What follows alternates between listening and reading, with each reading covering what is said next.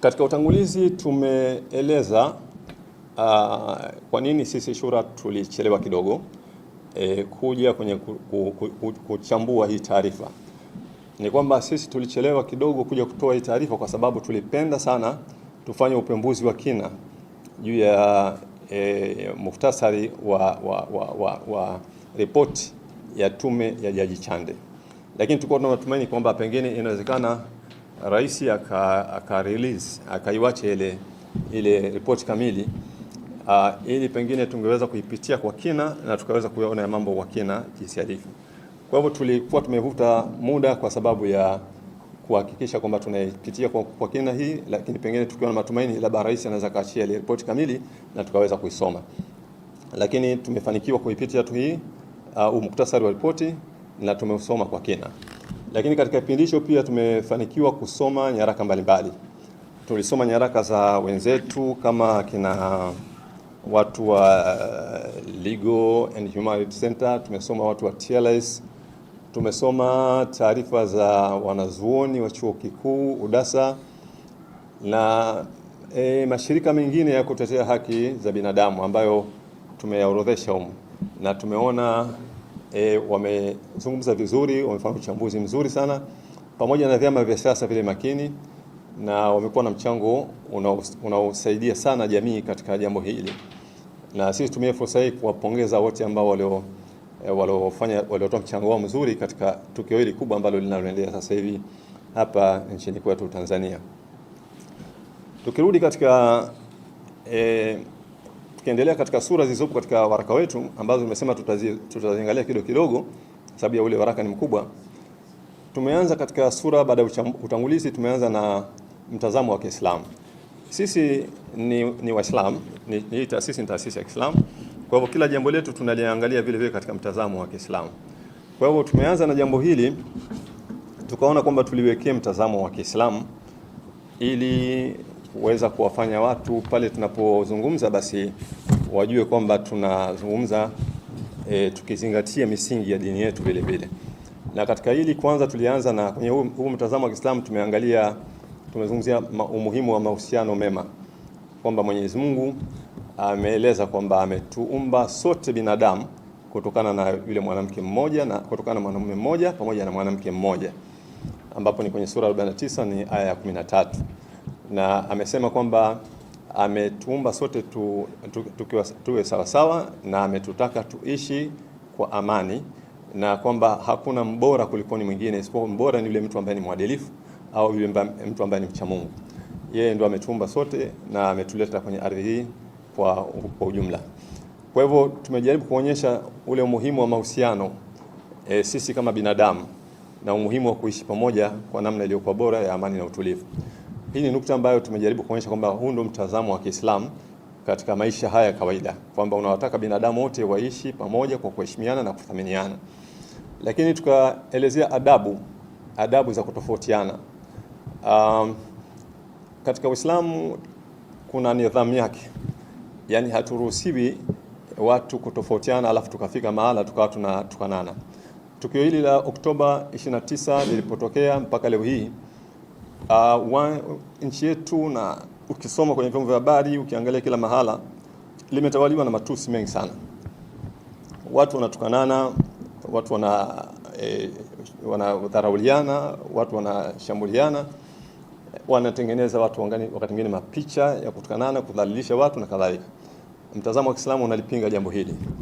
Mwenyezi Mungu amekataza kudharauliana kama ambao tulivyoainisha kwenye sura 49 aya 11 ya Qur'an tukufu.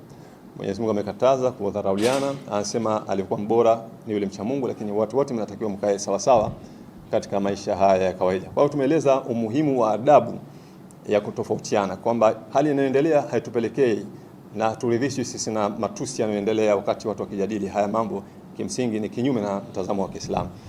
Lakini pia tumeelezea makemeo ya kuharibu mali. Katika Uislamu kuharibu mali, kuharibu amani, kuharibu utulivu ni mambo ambayo yamekemewa moja kwa moja na dini yetu. Mtazamo wa Kiislamu unapinga kwa yoyote yule ambaye anayefanya jambo lolote lile la uharibifu wa amani, uharibifu wa mali. Uislamu umekataza hilo jambo, mtazamo wa Kiislamu. Lakini vile vile Mwenyezi Mungu tumezungumzia swala la uadilifu Mwenyezi Mungu amesisitiza sana swala la uadilifu pale ambapo tunapofika mahala tukasimamia mambo ya watu au tukapewa majukumu. Na katika hili swala la uadilifu tumejaribu kutoa ufafanuzi mpana sana katika waraka wetu. Kwenye hili tulijaribu kurejea lile tukio la Oktoba 29, kwa sababu mtazamo wetu tulikuwa pia tunaunganisha na mambo yanayoendelea hapa katika nchi yetu. Katika hili la Oktoba 29 mambo makubwa yalikuwa ni mawili. Jambo la kwanza lilikuwa ni mauaji na jambo la pili lilikuwa ni swala la vurugu. Kulikuwa na vurugu na mauaji katika jambo hili. Ukisoma hii ripoti ya muktasari wa ripoti ya Jaji Chande, maeneo yote haya mawili yalifanywa uchunguzi, lakini eneo moja lile la wale ambao wanaoitwa waandamanaji au wanaoitwa waliofanya vurugu limefanywa uchambuzi mkubwa sana. Kwanza wametajwa wale waliofanya vurugu ni kina nani, lakini imeelezwa jinsi ambavyo nani aliwatuma, kwamba watu ambao waliwatuma hawa wako nje, hawakuwa kwenye medani ya mapambano, isipokuwa walikuwa wako nje na wakiwashajisha hawa. Lakini pia wakaziorodhesha zile kauli ambazo zilizokuwa zinatumika kwa ajili ya kuhamasisha ile vurugu, lakini wakaeleza namna walivyofanya ile vurugu. Lakini jaji akafanya uchambuzi wa kina kuhusiana na swala la silaha walizotumia. Walikuwa na mapanga, walikuwa na visu, walikuwa na mikuki, walikuwa na nondo, walikuwa na roto, walikuwa na vilipuzi, walikuwa na manati, walikuwa na visu, walikuwa na nondo. Yani ameorodhesha silaha nyingi sana ambazo zilizotumiwa na hawa wale walioitwa kwamba wameleta vurugu. Alifanya uchambuzi wa kina, lakini mwisho kabisa jaji alijaribu kuchukua yale maandamano wakayapima kwa mujibu wa sheria au mikataba ya Umoja wa Mataifa, na akayapima vile vile kwa mujibu wa mikataba ya Umoja wa Afrika, mikataba ya Afrika Mashariki, na vile vile akayapima yale maandamano kwa mujibu wa sheria ya nchi, na mwisho akatoka na hukumu kwamba haya hayakuwa maandamano, isipokuwa ilikuwa ni vurugu ambayo iliambatana na uvunjifu wa amani. Kwa hivyo ukiangalia kwenye eneo hili tume imeipitia kwa kina, ikafanya uchambuzi wa kina. Sasa ilitarajiwa vile vile kama alivyofanya kwa wale waandamanaji, ilitarajiwa afanye hivyo hivyo kwa wale walioua.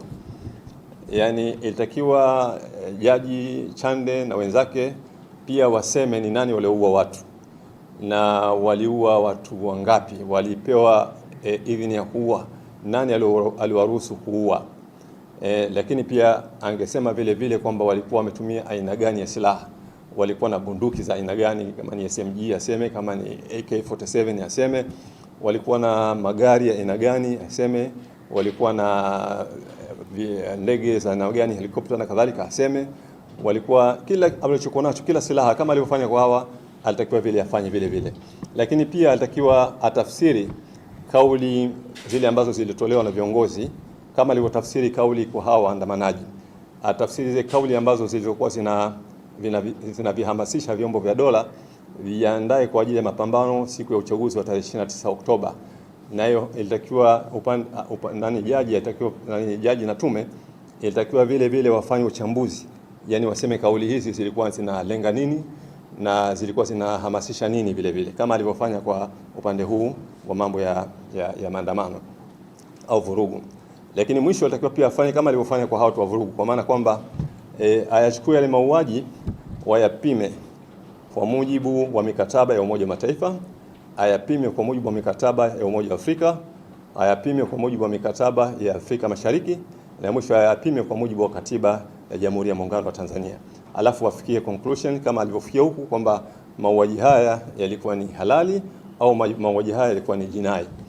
Lakini ukiangalia ripoti hii unakuja ukuta kuna hiyo hali kwamba huku alifanya hivyo, lakini huku kwenye mauaji ripoti inaonyesha kwamba jaji hakufanya hivyo. Sasa hii kwenye nukta ya tulipokuwa tunazungumzia mtazamo wetu wa uadilifu katika Uislamu, yani hili jambo limekuwa hakuna uadilifu kwa sababu alivyofanya upande huu ndivyo alivyotakiwa afanye upande wa pili, aeleze kama alivyosema hawa waliandamana walitumwa na nani na maandamano yalikuwa ni haramu kwa mujibu wa sheria. Alitakiwa pia aseme kwamba hawa nao walioua walitumwa na nani na mauaji yale yalikuwa kama ni halali kwa mujibu wa sheria au ilikuwa ni jinai kwa mujibu wa sheria. Kwa hivyo tumezungumza swala la uadilifu katika mfano huo tulioleta pale wa tukio lile la Oktoba 29 na yale mambo makubwa mawili yaliyotokea katika tukio la Oktoba 29. Lakini tumeweka vile makatazo ya kuua.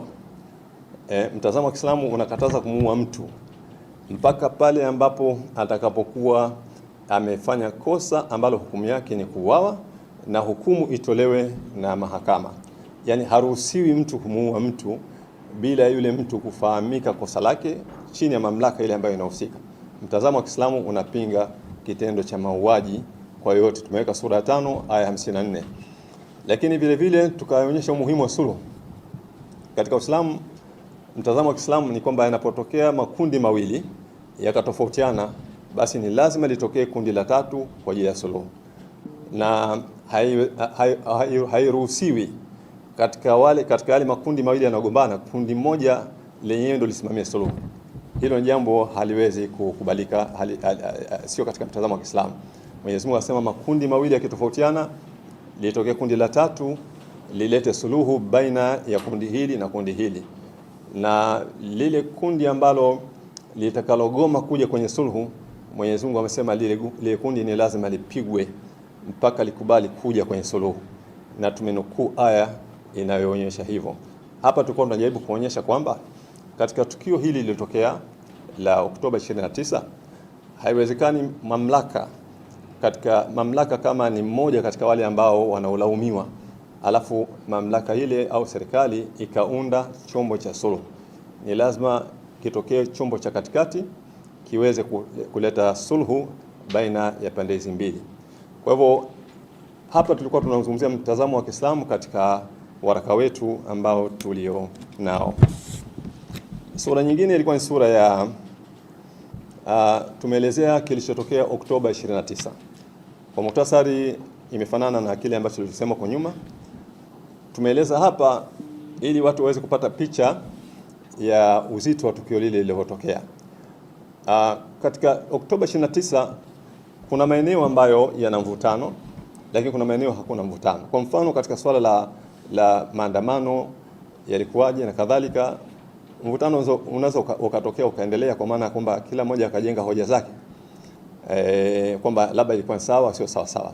Lakini kuna eneo kama la kwenye mauaji. Pia katika mauaji yamegawanyika katika sehemu mbili. Kuna mauaji ya watu ambao walifariki katika midani, yani katika eneo lile wakiwa wanafanya maandamano au wanafanya vurugu kama ambavyo ilivyosemwa. Hawa wakauawa kwenye tukio kama lile pale. Lakini kuna mauaji ya watu ambao wameuawa wakiwa majumbani, wakiwa kazini, wakiwa wanatembea barabarani.